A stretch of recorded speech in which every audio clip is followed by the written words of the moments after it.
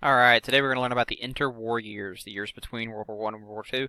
Upon completion of this lesson, you will be able to list and describe political changes around the world, explain the causes and consequences of the Great Depression, and describe fascism.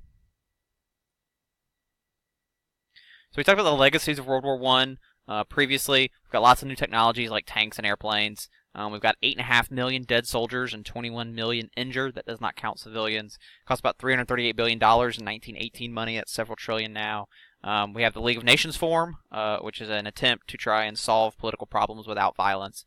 And then we have the Treaty of Versailles, which leads to Germany losing land, limits the size of the army to 100,000, solely makes them responsible for the war, and it carves nation-states out of the multi-ethnic empires of Europe like Austria-Hungary. Some other changes. Across the West, women are given the right to vote for the first time. This is a poster from actually Great Britain. Women bring all voters into the world, let women vote. Big push. Women can vote in most democracies at this point, post-World War One. A lot of this has got to do with the fact that women were working in the factories while the men were fighting overseas. So it seemed like women, this was their time to get political power. The automobile transformed life. People are able to travel and commute to work.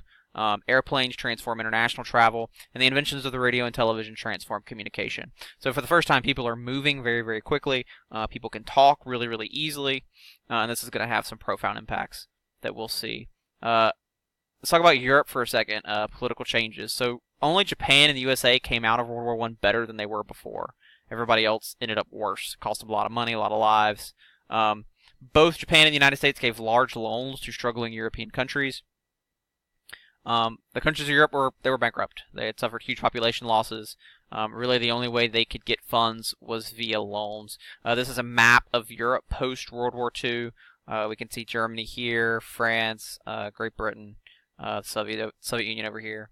Many empires were broken up after World War One and struggled to establish democracies. So all of this was, or most of this, was Austria-Hungary, and we can see that that's been broken up. Czech Republic's been carved out as well. So a lot of the Ottomans, they've been split up.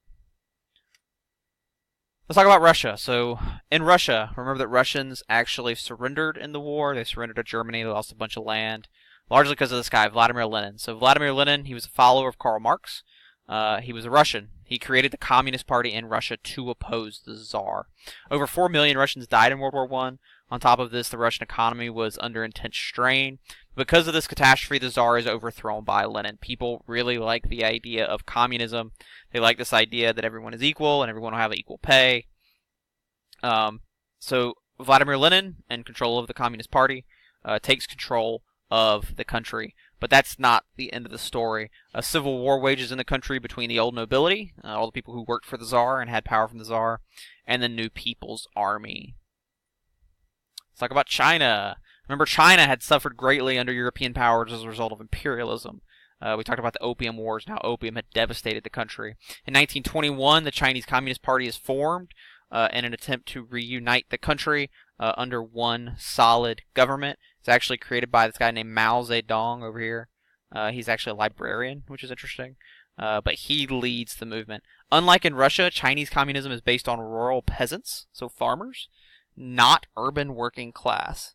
And this does have a huge impact on the way communism is going to work in China. So a civil war between the communists and nationalists, that was the Chinese government that was already there, breaks out and goes on for quite a long time. But it's temporarily halted with the invasion of Japan in 1937, and we'll talk about that a little bit later. Let's talk about India. So remember, India was conquered and colonized by the British. They grew rubber, tea, and opium in the country and made money through exports, but most of the profits were going to the British. Gandhi, this is Gandhi over here, is actually an English-trained attorney. He heads a revolution for independence for India. He's tired of seeing a non-independent India. He wants his own country. Gandhi preaches non-violence and uses peaceful protests to win independence. Martin Luther King Jr. actually copies this from Gandhi. British soldiers often beat up Indian protesters. This was captured on film and published in newspapers. Gandhi's peaceful protests and strategy of civil disobedience cost Great Britain a lot of money, and India finally gains full independence in 1947 after World War II. We can see India down here. All of this is belonging to the British. It's actually bigger than Great Britain, which is kind of interesting. But that's India. All right, so those are the political changes. Let's talk about the economic changes. So the world's doing pretty great after World War One, up through the 20s, what's called the early 20s. The problem is that the entire world's economy depends on the U.S. economy. Why? Because the U.S. government are the ones making and giving the loans out to the European countries. Unfortunately for the world, the U.S. economy crashes in the Great Depression. And there's a couple reasons the Great Depression happens. The first one is most of the wealth created by the Industrial Revolution ends up in the hands of the rich. And eventually the poor and the middle class are unable to purchase the goods made in factories. This leads to a huge economic downturn. You don't need a factory to produce things if nobody can buy stuff. You only need one iPhone. If you're rich, you only need one iPhone. You don't need to buy 20. You need a solid middle class to keep those factories going. And that middle class is starting to shrink as a result of the Industrial Revolution. Wall Street in New York City is the financial capital of the world. Other big calls, middle class people begin buying stocks on the margin. Basically, they're taking a loan to pay for stocks.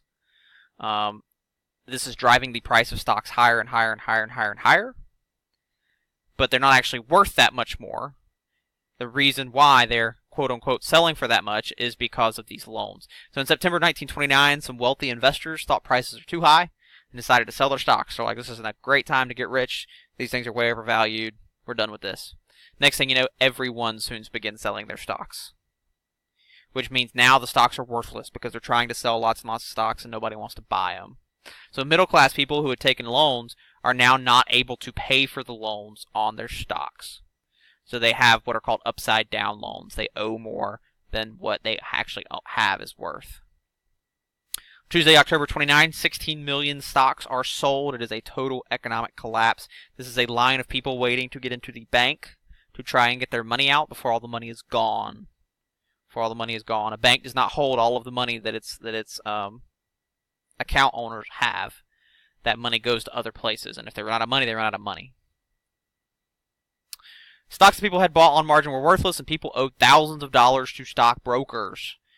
This is bad. People don't have money because they owe it to stockbrokers. Companies begin laying off workers, profits greatly decline, and factories begin shutting down. 9 million people lose their savings because banks had no money to give them their money back. By 1933, 25% of American workers are unemployed. This is kind of what happened with the Great Depression. Actually, this is exactly what happened with the Great Depression. So stock prices are good, stock prices are good. Middle class people are buying stock on the margin. Prices going up, prices going up, prices going up. Then the initial really, really rich investors sell, and it goes all the way down. And everybody's, okay, it's all right. Let's use this opportunity to buy some cheap stock. And then everybody's like, nope, just kidding. And then it sells and sells and sells and sells and sells. Next thing you know, the Great Depression spreads. Why? Remember, the entire world economy needs the U.S. economy because of the loans. Another reason why it spreads. In an effort to improve the U.S. economy, the USA imposes tariffs on foreign goods. We know tariffs. That's a special tax. Other countries did the same thing in response. Next thing you know, world trade has dropped by 65%. So other countries are not buying our stuff, and nobody's buying, and we're not buying their stuff. It's too expensive. Based around the USA demand, economies around the world fell. American factories did not need the raw materials they once did. Britain and France enacted tough reforms like raising taxes on the rich to keep their countries intact. Germany, Austria, and Italy do not do the same thing. Over here we can see a political cartoon with FDR. Europe's crying needs. We need money, and FDR doesn't have time because they're dealing with their own American problems. Which takes us to post-war Germany. That means after World War I. To pay for the war, Germany had printed money. Lots and lots and lots of money. This caused severe inflation that continued after the war and as a result of reparation payments, the payments that they had to pay France back. In 1918, a loaf of bread in Germany cost less than 1 mark.